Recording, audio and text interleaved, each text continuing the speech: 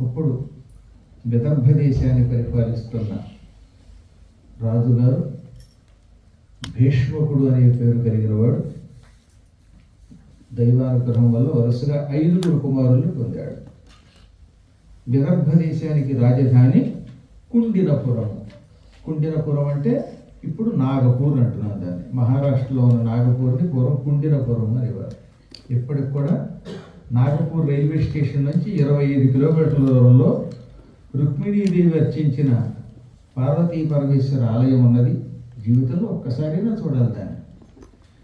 యావత్ జీవితం దుబాయ్లోనే కౌబాయిలా బతికితే ఉపయోగం లేదు. అప్పుడప్పుడైనా తీర్థయాత్ర చేయమన్నారు. అలా తీర్థయాత్రలు చేయలేని మహానుభావుల కోసం అబుదాబీలో అద్భుతమైన ఆలయ నిర్మాణం చేశారు. కనీసం ఈ ఒక్కరైనా అక్కడికి వెళ్ళి దర్శనం చేసుకుంటారు. ఎలాగో ఏటికి ఏడాది వెళ్ళలేదు. గురువుగారు వచ్చినప్పుడు ఒక్కరోజైనా పెడతారు కదా, ఏడాది ఒకసారైనా ఆయన వంకతో వెళ్ళి దర్శనం చేసుకుని తరిస్తారు. ఈ కుండినపురాన్ని రాజధానిగా చేసుకుని పరిపాలిస్తున్న మహారాజు గారు చాలా మంచి రాజు, దొడ్డరాజు. ఆయనకి వరుసగా 5 కొడుకులు.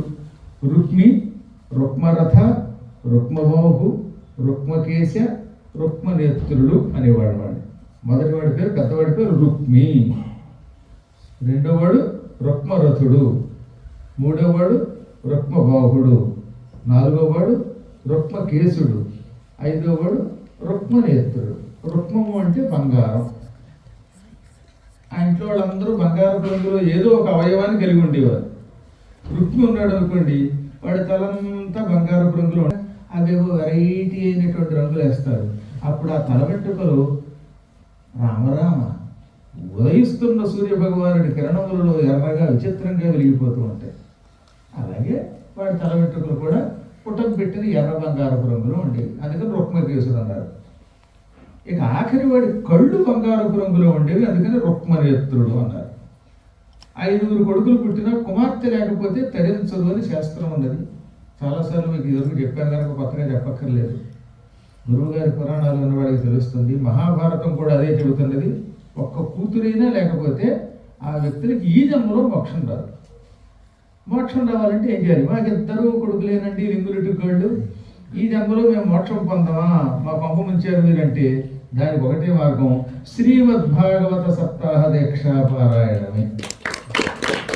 భాగవతంలో ఒక భాగవతం, ఇంకా వాడిని ఎవడో బాగుదిగాడు అనుకోండి. అందుకని పూర్వం ఏమో భవిష్యత్తు ఎలా ఉంటుందో, ఒక కూతురినే ఉండి కూతురిని కన్యాదానం చేస్తే, అది కూడా కూతురు ఉంటే ఉపయోగం ఉందండి. కన్యాదానం చేస్తే దానివల్ల మంచి అల్లుడు వస్తే తరిస్తామని ఒక శాస్త్రం.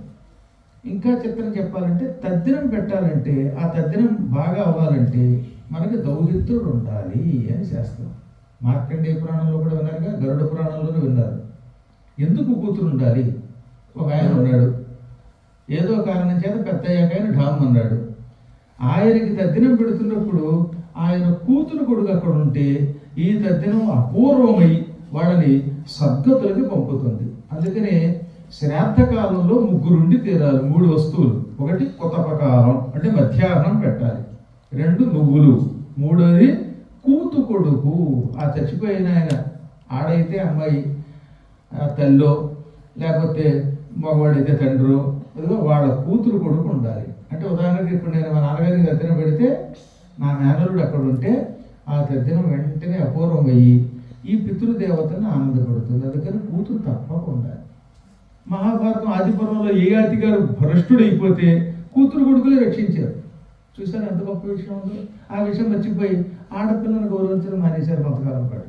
కాబట్టి అంత ఆడపిల్లలే పుట్టినటువంటి వాడు అంత భాగ్యవంతుడు మరొకడు లేడు. ఏది లోపల ఏడవకుండా ఉంటే, అయ్యో నాకు 2 ఆడపిల్లలే అని దిక్కుమాలి ఏడుపు లేకుండా ఉంటే మాత్రం ఈ జన్మలో ధరిస్తారట.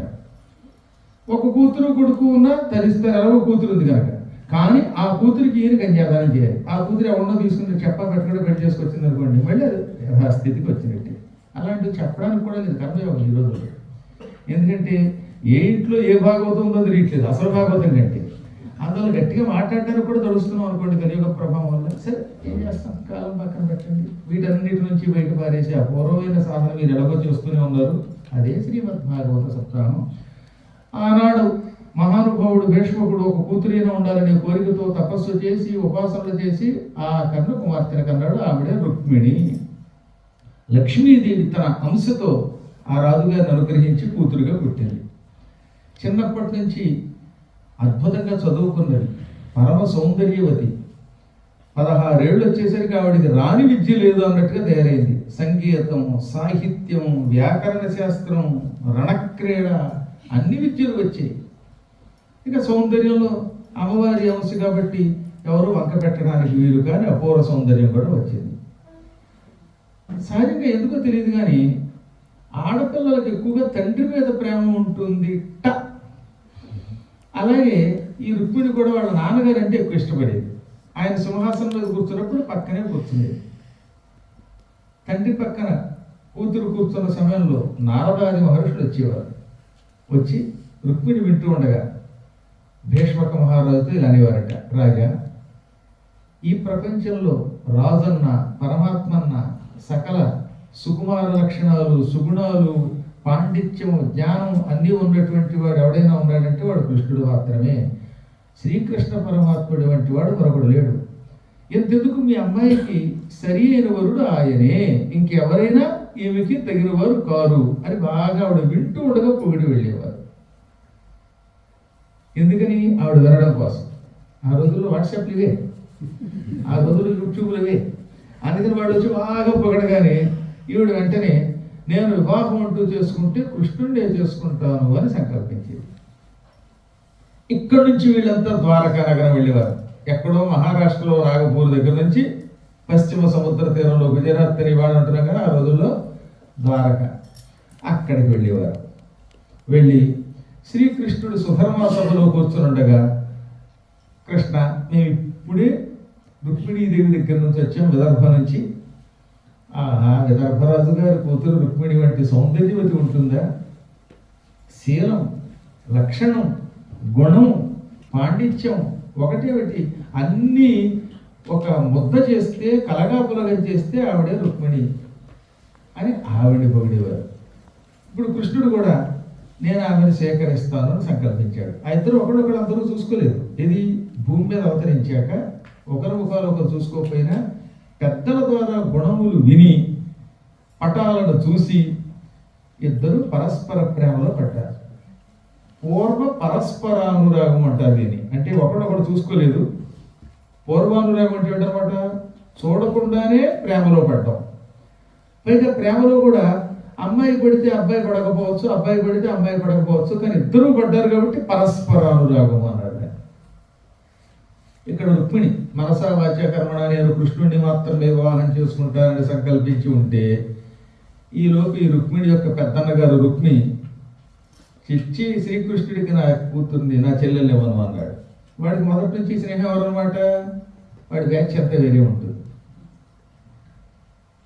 రకరకాల స్మగ్లర్లు, దొంగలు, ఈనాడు ఆధునికపు హీరోలు అన్నమాట. వాడు జరాసంధుడు ఒక మిత్రుడు, శిశుపాలుడు, దంతవక్త్రుడు, విదూరథుడు, పౌండ్రక వాసుదేవుడు, సాల్వుడు మొదలైనటువంటి వాళ్ళందరూ వాడి స్నేహితులు. అందుకని వాళ్ళందరితో కలిసి తిరగడం, తాగడం, వేటాడడం, క్రూరత్వం వీటితో నిండినటువంటి పనులు చేసేవాడు కదా. అందుకని వాడు అన్నాడు ఒక రోజున, నా చెల్లెల్ని పెళ్ళంటూ చేస్తే శిశుపాలుడికి ఇచ్చి చేస్తాను అన్నాడు. జరాసంధుడు కోరికపై గారు. అందుకని జరాసంధ, నువ్వు పెద్దవాడివి మా అందరిలో కంటే చాలా పెద్దవాడి, నీ కోరిక ప్రకారం నా చెల్లెల్ని శిశుపాలుడికి ఇచ్చి పెళ్లి చేస్తాను, ఏదో తాంబూలం ఇచ్చేశాను అనగానే కృష్ణుడు అడ్డం వస్తేను అంటే, కృష్ణుడు అడ్డం వస్తే తన్నైనా సరే నా చెల్లెల్ని ఈ శిశుపాలుడికి ఇస్తున్నాను అని చేతిలో చెయ్యి వేసి మరి మాటిచ్చాడు. తండ్రి దగ్గరకు వచ్చాడు. ఈలోపు బంధువులు అందరూ అన్నారు, నాయనా శిశుపాల, నువ్వు పరమనీచుడివి, నీలాంటి వాడు రుక్మిణిని పెళ్లి చేసుకోవడం ఏమిటి అన్నారు. దాంతో శిశుపాలుడికి బాధ కలిగింది. చూసావా రుక్మిణి, నేను పాపాత్మునిట, నాకు నీ చెల్లెలు భార్య కాకూడదట అనగానే వీళ్ళెవరు నా చెల్లెలు పెళ్ళి ఆపడానికి అని వాళ్ళందరినీ పడబట్టుకుని ఇంట్లో పండి అన్నాడు. బంధువులందరూ పాపేమో కృష్ణుడికి రుక్మిణికి పెళ్లి చేస్తే బాగుంటుందని రాయబారానికి వచ్చారట. అందుకని వీడు ఏమన్నాడు, గెట్ అవుట్ అన్నాడు. అంతే. వాడు ఇంగ్లీష్ కూడా వచ్చాడు దిక్కుమారాడు. బంధువులెల్ల కృష్ణునకు బాలిక నిత్యదమంచు సేముషీ సింధువులై విచారములు చేయగవారల నడ్డపెట్టి దుస్సంధుడు రుక్మి కృష్ణునెడ చాలా విరోధము చేసి మత్త పుష్పంధయవేణి నిత్తు శిశుపాలున కంచు తలంచెనందుడై. బంధువులేమో కృష్ణుడికి రుక్మిణినిచ్చి పెళ్లి చేస్తే బాగుంటుంది అని సంకల్పించారు. కానీ రుక్మి ఏమన్నాడు, ఇది కుదరదు. కృష్ణునెడ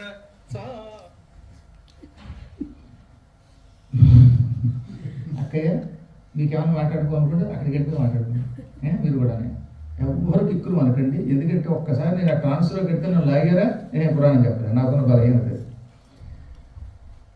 అందువల్ల మీరెవరు నా చెల్లెలి పెళ్లి నిర్ణయించడానికి? నాకు కృష్ణుడితో విరోధం ఉన్నది. నా చెల్లెలు పరమ సౌందర్యవతి, శిశుపాలుడు మహారాజు, ఆయనేమో పశుపాలుడు, వీడు శిశుపాలుడు. శిశుపాలుడికి ఇచ్చి పెళ్లి చేస్తాను, కానీ ఆ పశుపాలుడికి ఇచ్చి ఎందుకు పెళ్లి చేస్తాను? మీరు ఉంటే ఉండండి, లేకపోతే పండి అని వాళ్ళందరినీ నిర్దాక్షిణ్యంగా తిరస్కరించి గెంటి పారవేసి నా చెల్లెల్ని శిశుపాలుడికి ఇచ్చి పెళ్లి చేయటానికి నిశ్చయించి తాంబూలాలు ఇచ్చాను, తనుగుతా ఉన్నాడు. ఎవరు ఏం మాట్లాడలేరులేండి, వాడు మూర్ఖుడు కదా. పెద్దవాడు ఇంటికి, క్రూరుడు, బలవంతుడు, బలవంతుల అండ ఉన్నవాడు, అన్నిటికీ మించి మూర్ఖుడు. అందుకని అందరూ మనకి ఎందుకు వచ్చిందని మాట్లాడకుండా ఊరుకుని ఎవరి దాని వాళ్ళు వెళ్ళిపోయారు. తండ్రి తల్లి కూడా మాట్లాడలేదు. ముహూర్తం పెట్టాడు పైవాడు. కళ్యాణ మండపం కూడా ఆ రోజుల్లో బుక్ చేయించాడు, ఓపెన్ కళ్యాణ మండపం. ఇప్పుడు ఇక పరమ బాధపడిపోయిందండి పాపం రుక్మిణి. ఈ రుక్మిణికి శ్రీకృష్ణుడే భర్త కావాలి అనే సంకల్పం ఒక ఎత్తు, అసలు ఆయన కోసమే పుట్టిన ఆదిలక్ష్మి. అందుకని తన పెళ్ళి ఒక నీచుడితో జరుగుతున్నారు, కానీ పరమ దుఃఖం కలిగింది. ఏం చేయాలో తెలియదు. అన్నతలంకుతానెదిగి అన్నవనీరజగంధిలోన ఆపన్నతనుంది. ఈ తలుపు తీస్తే మంచిదేమోనన్న, బాగా ఒక్కొస్తుంది కదా వాడ. అన్నతలంపుతానెదిగి అన్నవనీరజగంధిలోన ఆపన్నతనుంది ఆప్తుడగు బ్రాహ్మణునొక్కని జీరి గర్వ సంచన్నుడు రుక్మి కృష్ణునెడ చాలా విరోధము చేసి. ఒక రోజున ఆవిడ మనస్సులో బాధపడింది, ఏకాంతంగా తనలో తాను కుమిలిపోయింది. మా అన్నగారు నా ఇష్టానికి వ్యతిరేకంగా పరమ పాపాత్ముడైన శిశుపాలుడికి ఇచ్చి నన్ను పెళ్లి చేయాలని సంకల్పించాడు, ముహూర్తం పెట్టించాడు, తాంబూలం ఇచ్చాడు. ఇప్పుడు నేనేం చెయ్యాలి? ఇష్టం లేని పెళ్లి చేసుకుని యావత్ జీవితం బ్రతకడం కంటే చావడం మంచిది. అలాగని చచ్చి సాధిస్తాం కాబట్టి బ్రతికుండి అనుకున్న వాడిని పెళ్లి చేసుకోవాలి. ఇలా అనుకుని ఆవిడ బాగా ఆలోచించి కష్టకాలంలో ఈ ప్రపంచంలో రక్షించేవాడు గురువు తప్ప మరి ఎవడూ లేడు అని నిర్ణయించుకుంది. అత్యంత క్లిష్ట పరిస్థితి వచ్చినప్పుడు ఎవరిని పట్టుకోవాలి? ఆత్మీయుడు మనకి గురువే. గురువు పాదములను గట్టిగా పట్టుకున్నవాడు ఎప్పుడూ సుఖమే పొందుతాడనే నమ్మకం ఉండడం వల్ల తన చిన్ననాటి గురువు, పైగా కులపురోహితుడు కూడా అయిన అగ్నిద్యోతనుడనే బ్రాహ్మణుడిని పిలిచింది. ఆయనకి నమస్కరించింది. అది కూడా ఏకాంతంగా గదిలో తీసుకెళ్ళి మరీ చెప్పింది. ఏమని? పరమనీచుడు, గర్వాత్ముడు మా అన్న నన్ను చైత్యునికిచ్చి పెళ్లి చేస్తానంటున్నాడు, శిశుపాలునికిచ్చి పెళ్లి చేస్తానంటున్నాడు. నాకు ఆ పెళ్లి ఇష్టం లేదు. ఆ పెళ్లి జరిగితే నేను వస్తాను. అందువల్ల ఏం చేస్తావు? ఎన్ని విధంబులందని బుధేశ్వర చక్రికి విన్నవింపవే. నీవు ఏదో రకంగా ప్రయాణం చేసి ద్వారకా నగరం చేరుకో. నీ పాటలు ఏమిటో నువ్వే పడు, నన్ను మాత్రం కృష్ణుడికి ఇచ్చి పెళ్లి చేసేలా చెయ్యి. ఇది నీ బాధ్యత. స్వామి, గురువు కంటే ఈ ప్రపంచంలో కాపాడేవాడు ఎవడంటాడు? నీకు తెలియనిదే ఉంది. ఎంత నీచుడో శిశుపాలుడు, అటువంటి వాడిని పెళ్లి చేసుకుని ఏ స్త్రీ అయినా సుఖపడుతుందా? అదిగాక ఒక్కసారి మనసా వాచా కర్మడా నేను కృష్ణుడి వరించాక ఇంకెవరు దొరికి వెళ్ళలేదు. అందువల్ల దయతో నా పెళ్లి కృష్ణుడితో జరిగేలా చెయ్యి. నీకు ఒక అనుమానం రావచ్చు. ఏమిటి అనుమానం? అమ్మాయి, నీకు ఈ పెళ్లి ఇష్టం లేకపోతే మీ నాన్నగారి దగ్గరికి వెళ్ళు, మీ నాన్నగారికి నువ్వు అంటే ఇష్టం కదా, కాబట్టి ఆయన దగ్గరికి వెళ్ళి నాన్న నాకు ఈ పెళ్లి ఇష్టం లేదు అని కొండ బతుకుంటాడు చెప్పి. కొంతమంది అడగకపోయినా పిచ్చివాళ్ళు అవుతూనే ఉంటారు కదా. నువ్వు అడిగినప్పుడు కూడా చెప్పే మీ నాన్న దగ్గరికి వెళ్ళి నాన్న నేను శిశుపాలుడిని చేసుకోను, కృష్ణుడికి ఇచ్చి పెళ్లి చెయ్యి అంటే మీ నాన్నగారు నీ మాట వింటాడు కదా అని నువ్వు అనుకుంటావేమో, అది వ్యర్థము అన్నది ఆవిడ. ఎందుకని మా నాన్న సంగతి నాకు తెలుసు. అయ్యా కొడుకు విచారములయ్యయు భార్యం పదాలడటుగా కుండయ్య మెరిగించి చీరు చయ్యన నిజ సేవకానుసార్యం సౌరిన్. గురుదేవ, మా నాన్న మా పెద్దన్న చేతిలో కీలు బొమ్మ. మా ఇంటికి పెత్తందారు మా పెద్దన్న. వాడు ఎలాగో నీచుడు క్రూరుడు. వాడు ఎటువంటి వాడు? చెప్పిన మాట వింటే తండ్రిని గౌరవిస్తాడు, లేదా తండ్రిని కూడా తండ్రి పారేస్తాడు. కాబట్టి మా నాన్న మా పెద్దన్న మాట కాదు అని అనలేడు. పైగా వాడు ఏం చేశాట, నాన్న నేను శిశుపాలుడికి నా చెల్లిని ఇచ్చి పెళ్లి చేద్దామని సంకల్పించి తాంబూలం ఇచ్చి వచ్చాను.